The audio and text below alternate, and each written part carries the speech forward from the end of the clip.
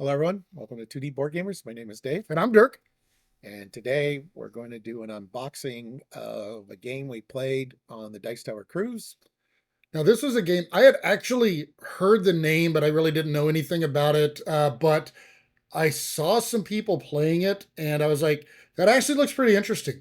So I got it, checked it out one night, and we tried it. We got a couple of people, a couple of friends, and played the game, and I really enjoyed this thing. And this, whenever we got back, aside from another game that we'll feature on the channel that we both pre-ordered, it wasn't out yet. This is the other game that I went and got immediately.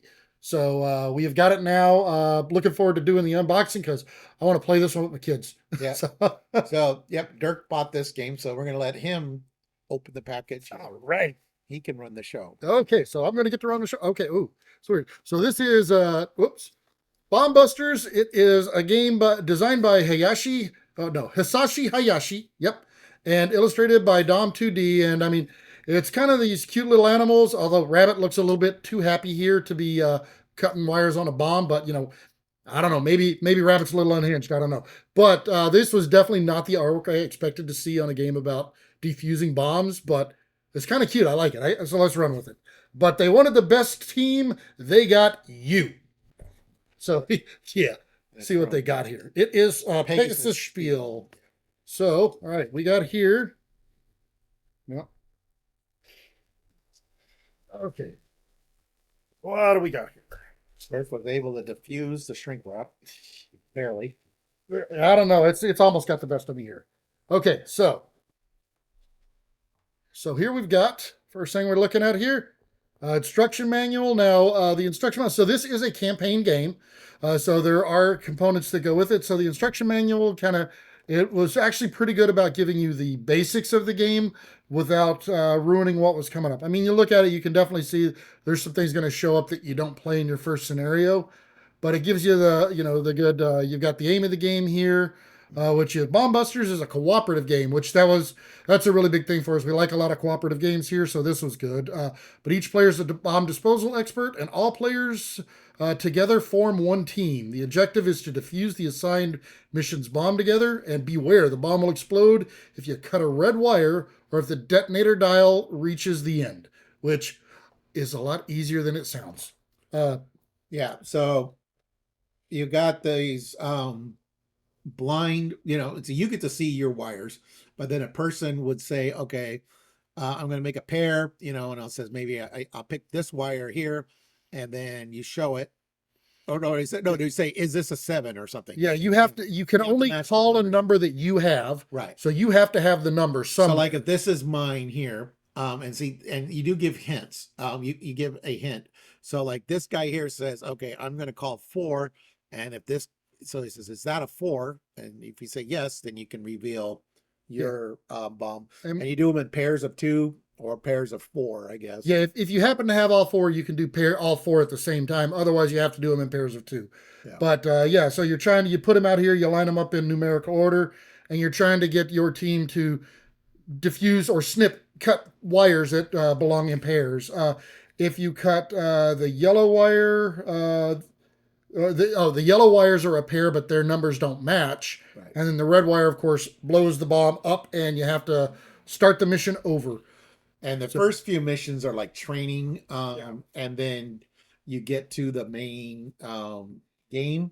Okay. We never did get past the training when we played, but I told you it was a little harder than it looked. Yeah, it's still a lot of fun. And then this area here is for some powers that you get later on. So you got the board here. These are the different numbers 1 through 12, and you've got little tokens that you can mark whenever you've hit all of the pairs on them. And later on in the game, you start getting these upgrades and stuff that you can use to do special abilities. And they're random, so there's some variance to them here. And this is where your components go. This is your little timer here, and there's a little dial that we'll get the piece of. But depending on how many players, it supports anywhere from 2 to 5 players. There might be a solo mode, but I don't see how there'd be a solo mode. There's no solo mode. But 2 to 5 players, I'm going to say that I think it's probably 4 to 5 players is probably the best, just because you've got more to work with there, more people to work with. But yeah, you start with 1 per player plus 1. And that's how many times. Every time you snip the wrong wire set or whatever, as long as it's not red, if you guess wrong or whatever, it ticks down one. So you've only got a few times that you can be wrong before it blows up on you. Okay. But that's what you got there. Now you've got these here. This is your little first player token here. You're the rabbit. So that little crazy rabbit apparently is the first player token. There are 66 missions, not 99. 66 missions here. So I'm not sure. Oh, that's just artwork on there. Little tokens here. So these come up later. They're not at the beginning of the game. These are little hints that you can give. These are your hint tokens. So whenever you do one out, you typically get to do one hint for something that's out there. You get to pick what it is. These are the little red wires. You notice they're 1.5, 2.5, things like that. So they're not going to be set, but they'll still go in the numerical order.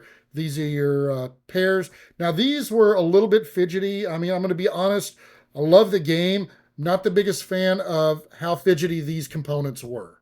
They're little pieces that come out. I mean, I'll pop the plastic here on them real quick, but Yeah, you got these, Dave will pull out the you little. got these little Scrabble type holders, and yeah, they kind of flimsy.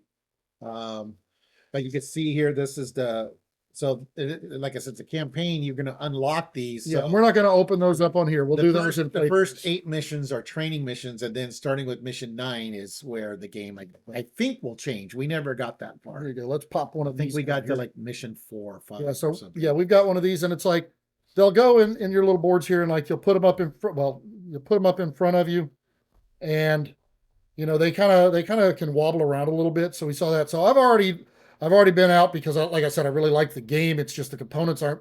This is a little fiddly. It's not my favorite in the world the way it moves. It kind of flops around and stuff. Also, they're kind of hard. You're just kind of guessing, and they kind of shift around. I found some that somebody made that has little slots for these that hold them in place much better, and has letters that coincide with them. So you can say, well, I want to look at A, and so your opponent's, or not opponent, your teammate's A is the one you're trying to match. So is A a 2? Something like that. So I think that's going to be a definite improvement. But I mean, as far as it does not take away from the gameplay, I still love the gameplay, even as fiddly as the components are. Okay. Yeah, and then there's just some little tokens and got extra bags. Okay, so there's the little dial piece that I was part of the dial. These are some little tokens.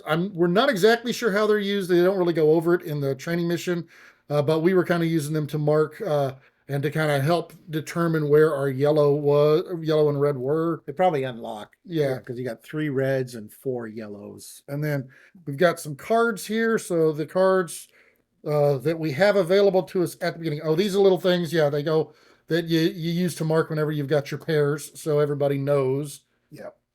And then let's see. So we've got there's your starting missions, your training day 1, 2, all the way through training day 8, and which is your final exam. And they kind of go over with you. If you want to go ahead, read the setup on that one. Well, I could pull some of these out. Yeah, so it says each mission lists all required components, including which wires to shuffle and deal to the players, who will then arrange them in order onto their tile stands. So this one is just the 24 wires, but only use 1 through 6. Yeah, because there's 4 of each of the standard wires, of the blue wires. So right now we're just playing with numbers 1 through 6. Yeah, so it's just trying to show you how the mechanic works. It's a simple mechanic. You can, if you've played the game before, you can always skip these. And if you're familiar with this type of game, you could always skip them if you wanted. But we went ahead and started from the beginning, and when we do it on the channel, we'll do that. And then it basically tells you you don't put any equipment cards, which are these here. These are the equipment cards, and we'll look at a couple of those. We won't go through all of them. And then but basically it's the basic rule setups of each scenario there. Yeah, and so basically each training day introduces a new component. Like here, this introduces the yellow. I'm not going to go through all of them. Yeah, but so we don't even get to the red wire. At least I think it's like day 3 or 4 or something before we get to those. We've got here our player cards, which the player cards, I mean, they're all the same. I mean, you do have a captain, but I mean, the captain kind of moves around, so we didn't really care too much about that when we played it. But the cute little artwork on them, so we kind of just picked the one that we like, and everybody just kind of kept them. But one thing that is important is they do have this personal equipment, which is a double detector, and each one of these does have that, and that is a special ability that allows you to, whenever you pick a card, then you actually get, or you pick an opponent's slot that you're looking at. You say, is number 3 or is that third one there? Well, that allows you to look at 2 of them side by side, and if either one of them matches, it's considered good. And then but if both of them match, then the person who you're looking at, the person, your teammate, will determine which of them to reveal. Yeah. So opponent and teammate, those are different. Yeah, I keep saying opponent because Dirk, I played a lot of competitive. It's a cooperative game, but Dirk's winning. That's right. That's what he thinks. And then, of course, these are some of the upgrades that you can get in later training missions and use them later in the game. We'll go to one like a rewinder here. Move the detonator dial back 1 space. That detonator dial is the one that, we didn't see this one when we played. This one would have been helpful. Yeah. But that's when, if it ever gets down to the detonation, you lose the scenario. You have to start that one over. These powers get unlocked when you make a match of that specific number. Yeah, because this one's a 7, so it has to be in your row. So it has to be available to you, and then when you match the 7s, then that one's available and anybody can use it. Yeah. And you kind of discuss as a team when you want to use it. So you have like this one. This is one that we did get to see, and I really enjoyed this one. This was an interesting one. The general radar. So if you unlock if your card is out and you unlock a pair of the 8s, you can do this. But you can state a number between 1 and 12, because that's what your blue wires are. And then all bomb disposal experts, including you, say yes if they have 1 or more uncut blue wires with that value. So that can help. It's a one-time use, but that can help you determine, all right, whose stand or whose wire set do you need to try to match with that number. So if you're trying to spread out more, the more players you got.